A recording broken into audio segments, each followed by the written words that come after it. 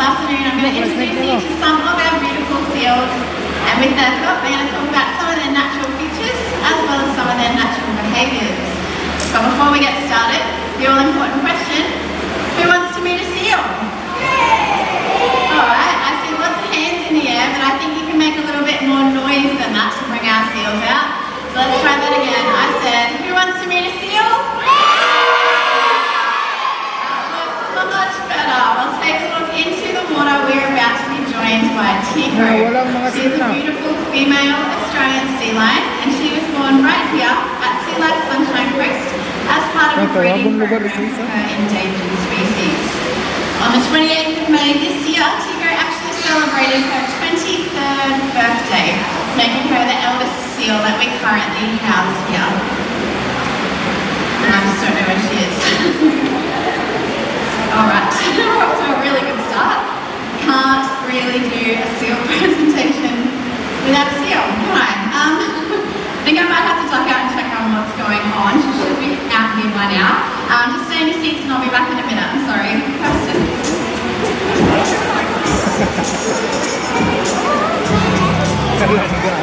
Ena!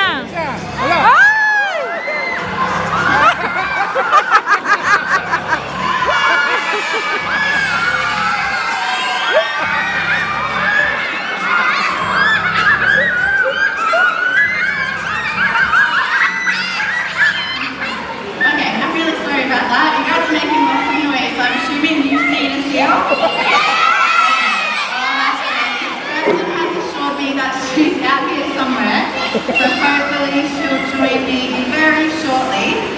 She should be on her way out very soon. I'm so sorry. Here she comes now. Let's give her a round of applause so she finally makes her way out.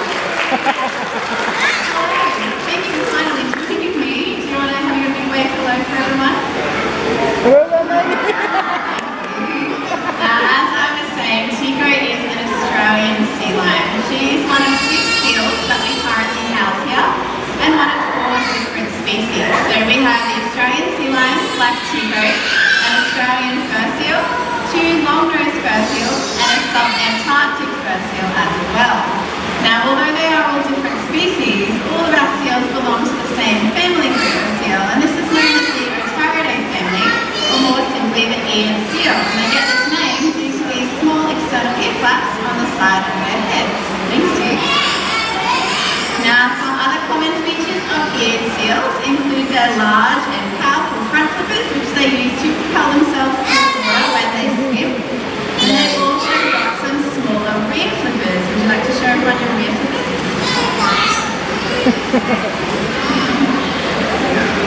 Thank you very much. Now, all 4 of their flippers have a very similar bone structure to our own hands. So they actually have 5 fingers, knuckles and joints, making their flippers nice and flexible. Thank you. Now, eared seals like Tico also have a really strong and flexible hip joint. Now, it's this hip joint that allows these guys to walk, run and climb across the land. Tico's hip joint is so strong, she can use it to stand up. Let's go around.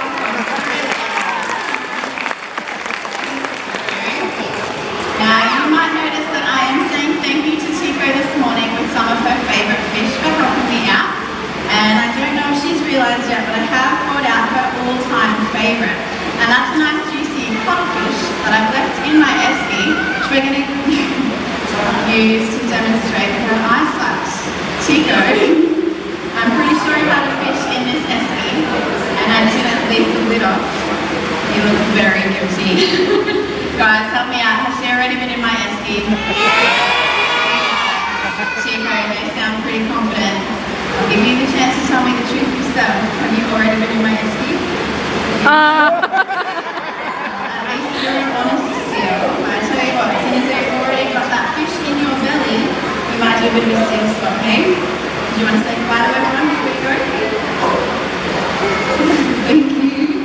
Alright, we've done these last couple of bits of fish. And then you can head off. Let's take a round of applause. We're going to be wave hello for everyone.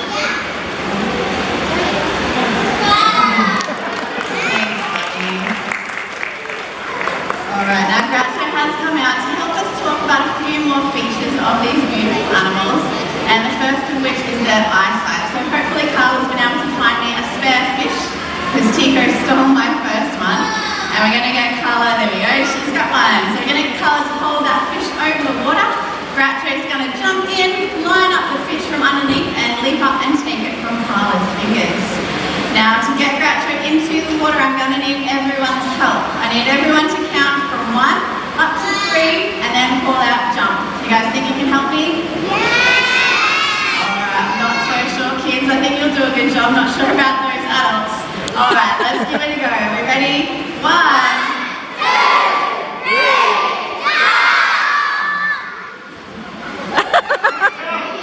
You're supposed to count, though. You're supposed to jump them. They counted pretty well. Did you hear the adults counting? I didn't think so. I knew those adults were going to do trouble. Alright, kids, help me out. If you're sitting next to an adult, can you turn around and face them and make sure they count with you this time? Let's try again. Are we ready? 1.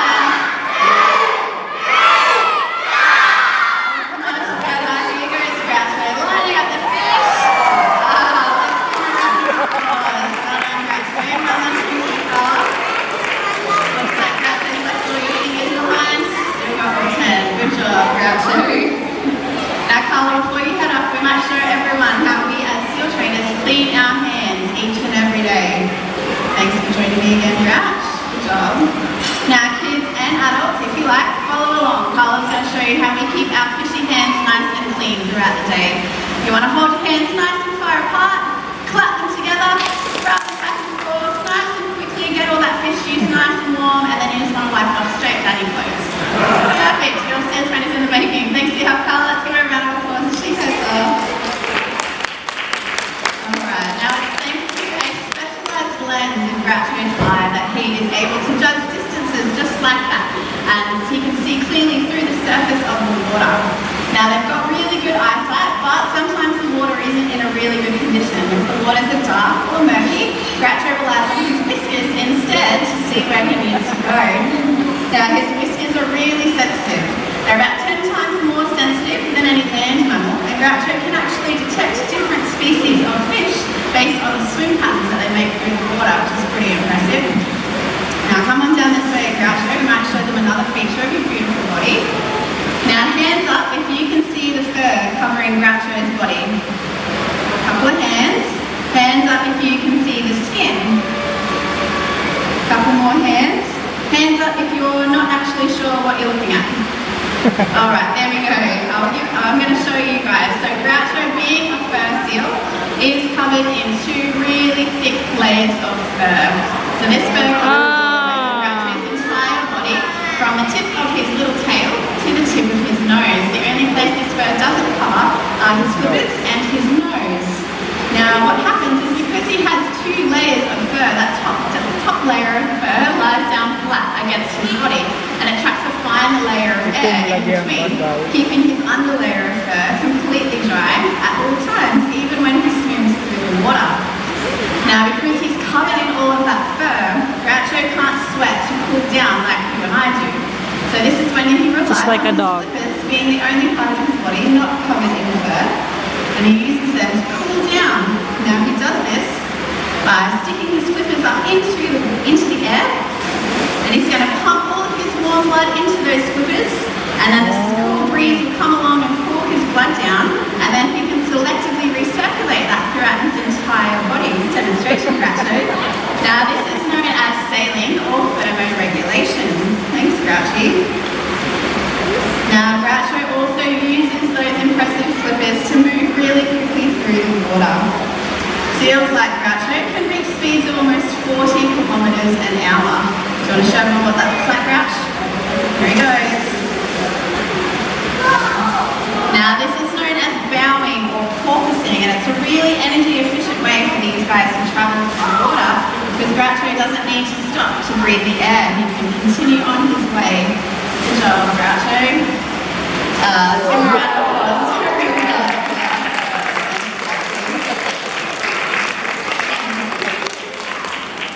Alright, Grouch. Might get you up to your top rock so we can show off a few more of your impressive features. Do you want to head all the way up? Now as Groucho moves up the rockwork, you can see that hip joint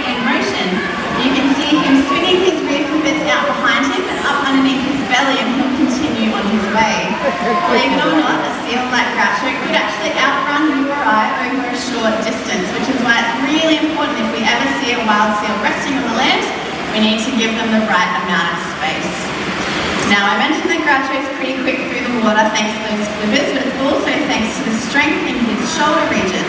Wow!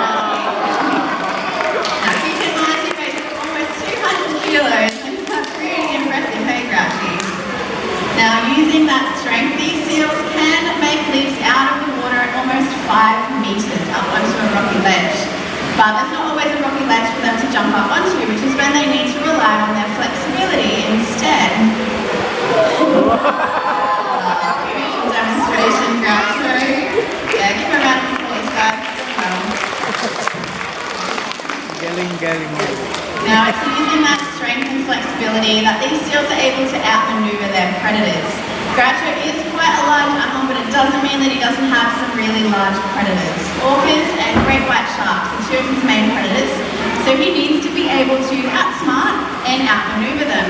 He can do that because he's very agile, aren't you, Groucho? Well done. Let's give him a round of applause, guys.